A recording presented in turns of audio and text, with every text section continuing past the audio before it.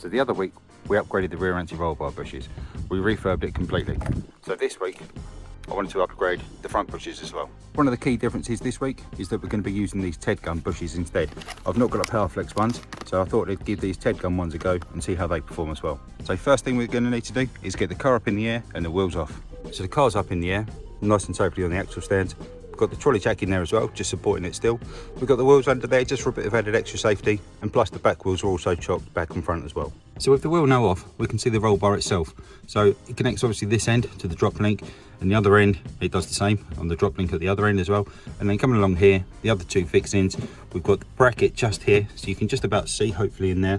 There's one fixing there and there's another fixing just at the back of it, and then it's exactly the same at the other end. But obviously getting into it here is really tight. There's kind of no working access to get a spanner in there to get to that fixing in there. So that's where what I'm going to need to do is get underneath it from underneath the car and get on the spanner, or get a spanner on it from that angle. I know I've done it before just once just to test it out to make sure that we can make the video. What I don't know whether or not we'll be able to do though is just actually take the anti-roll bar out by sliding it out without dropping the subframe. I'm really hoping that we don't need to drop the subframe just for this, but let's get on and we'll find out, and then obviously you'll know when you come to do it. So next thing I'm going to do then is just release the drop link. So my one, because it's a new one on here, you can see is actually a 17, but I think the factory one is either a 15 or a 16. I think it's a 15. But so I'm just going to get this off this side and the one on the other side as well.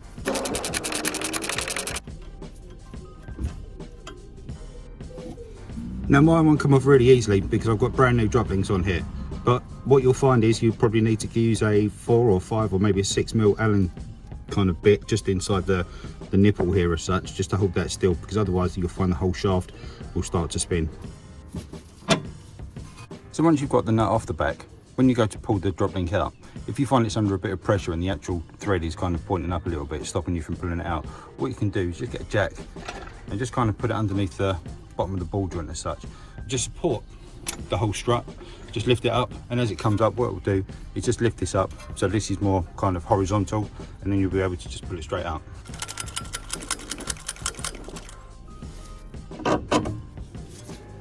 So now the next fixings we need to get off are the actual roll bar bushes itself. So you can see there, you've got one just that side, and then the other one just where the light is there. I believe they are an E14, but as you can see, trying to get a socket in there to try and get it on it, we might be able to get it on it because I think I've done it once before, but then to actually get a ratchet on it to get it to move anywhere is going to be an absolute nightmare.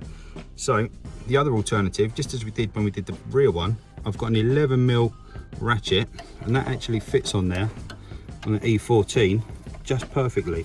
I'm not sure if I can keep my hands out of the way, but believe me, that will go on there. Here we go. If I go into underneath this way, that will go on there nicely, he says. But what we'll do, we'll get under the car because it's much easier to access it from that location. Okay, so here we are underneath the car. That's the front, because that's where the wheels are. You saw me put them underneath the front. And just up above me is obviously the exhaust pipe coming down from the front.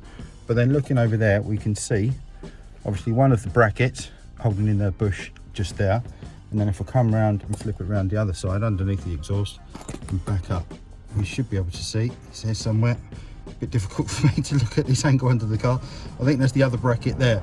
So you can see, as much as it's a bit challenging to get under the car to get to this position in the first place, there's actually, I say, more room to get to them. It's a bit of a distance, but you can actually get to them. So what I'm going to do is just get that 11mm ratchet spanner on there, loosen them off. I'm going to do the age-old trick of putting two spanners together.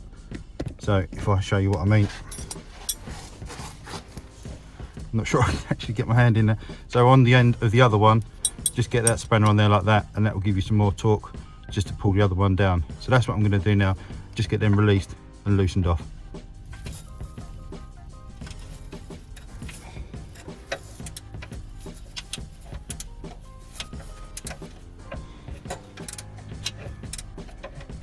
Okay, so in actual fact, that one I've got moving. This one I found it really difficult to actually access from underneath. I know I've done it once before, but having released that one, what we're going to do is just try and release this one from this side, from the outside as such. So let's see if I can get that on camera. Okay, so it is moving. You just hear all I've got is one click of the ratchet each time. So if I just turn it, there we go, one. Now it's going. So now it's loose, I should be able to take off this secondary spanner, it says. There we go. And get it moving a bit faster. There we go.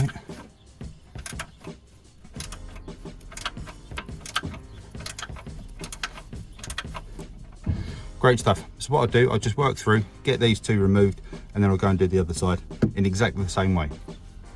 And like I always say, if you're enjoying this video, give us a like down below, and remember to subscribe. The more likes, more subscribers, the more videos. So to help speed things up a little bit, what I'm going to do is just get a bit of WD just on the back of the thread there, just to spray it in, just on this one and the other one, obviously just right in behind the control arm there.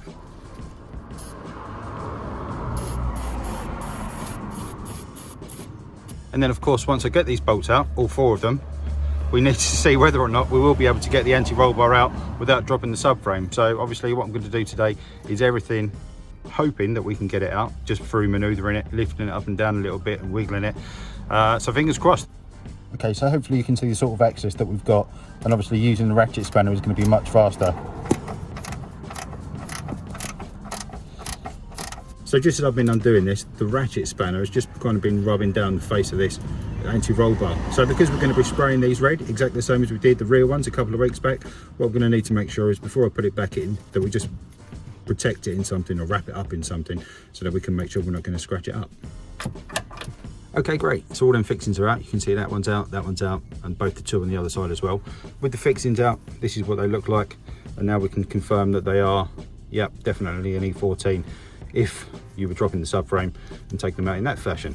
But today we're going to try and manipulate it and try and get it out of this gap without dropping the subframe and without moving anything else. So you can see, yep, it's nicely loose. So I'm going to have a go, see what I can do. Probably move the camera out of the way because it's a little bit difficult, and see if we can actually get this out. Okay, right, I've been playing with this for a little while now, and try as I might, it's not coming out. It's fouling mostly, I'd say, on the steering rack box, so just inside there where you've got this kind of bit of frame here and then the steering rack. The actual bracket itself, which we can't get out because it's clamped together just like the rear one was, you had to drill it apart. It's not going to come out anywhere. So by the time I've kind of rotated this and got it to a point that it would slide this way, the one at the other end is fouling then on the steering rack, so it's not going to come out. I've been underneath, kind of moved it this way, that way, but it's not going to happen. And unfortunately I'm not going to be able to separate that from here because you'll need to drill it out to separate the two kind of sides of the bracket as such. So either I'll call it a day now, which is unfortunate, or I'm going to have a quick look at maybe releasing the subframe a little bit. Maybe, I reckon just maybe 5-10 mil or so might do it, might do the job, but we'll see how it go. I'm going to give it a quick 5 minutes, 10 minutes just most, to have a look, see if I can do it. If not, we'll do something else for today and we'll come back to this another time. Okay, so I'm going to give dropping the subframe a quick go, just see if we can get it at 5-10 mil just to get it out. So what I've done, just gone around, marked up some of the nuts initially, just so that we can see where they're going to go back to. It's slightly out. I've just had the tracking done obviously when we did the lower control arms, or the front control arms shall we say. So I want to make sure it all goes back exactly as it was. I'll probably get it done again afterwards, but if I can just mark these up just so we know where it's going to go back to, then that should be all good. So I think this first one here is a E18, not an E18, it's an 18mm socket, and then the other ones underneath we'll have a look at in a minute. Okay, so I started marking them all up and started loosening them off, but I've not actually got the time today to finish it off. So what I'm going to do is get it back together, and what we'll have to do is come back to this another day. But at least for now, what we know is that to do the front anti-roll bar, we're going to need to drop the subframe to get it out. So unfortunately, another fail for today, the first time in a long while, but I'm going to get it back together. But at least we know.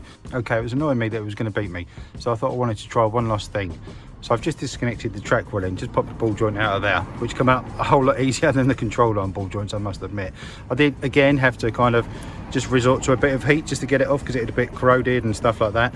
But if we've got a T40 up on the inside there, and it was a 19mm socket around the outside.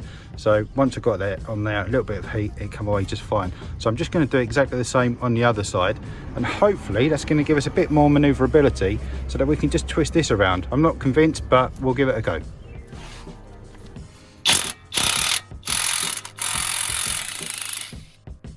Okay, so that's about as far as I got on the other side before it binded up on some of the corrosion here. So now I'm just going to get that T40 Torx bit in the bottom there. You can just see, hopefully, right at the bottom now, and then the 19mm spanner on here. A little bit of heat on the outside here just to make this nut expand, and hopefully it will come away just as it did over on the other side.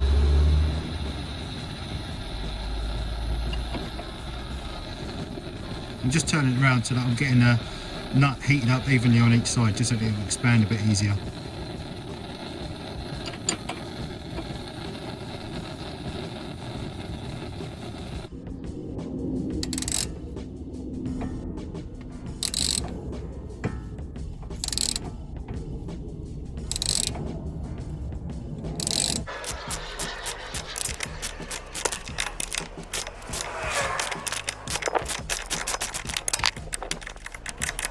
Okay, brilliant. So with that off, you should be able to lift it up. There we go. What I'll do is just get something just to tie that up and tuck that up out of the way. Okay, brilliant. So with both of these track rods now out of the way, we've got a little bit more manoeuvrability, hopefully, to see if we can do something. So I'll give it a work around, see what I can do, and hopefully, fingers crossed, we'll be able to get this out. Okay, well, it's so much closer, but it's still not letting it out. It's because the bracket is literally hitting on the steering box here. You can just see just in there, just where it's been rubbing on it a little bit, just there where I've been trying to get it to go. And if we could get the brackets off, I've got no doubt that we'd be able to slide the bar out, because it only actually really needs to go halfway, because you'd be able to slide it out from kind of halfway underneath the car. But I know from when we did the rear ones that the bushes are on there so tight, they're really clamped on really tight, and it would work even if I could twist them maybe about 90 degrees, something like that. That would be enough just to get that clearance on there. So I don't know, maybe I'll give it a go a little bit more just to see if I can get any twist in there, but it's looking like it's not going to happen. So unfortunately it's still a no. I'm not being able to get them out. Try as I might to try and get the bush existing one to kind of twist or to separate the bracket, the clamp over the top of it. It's just not going to happen with the space that I've got.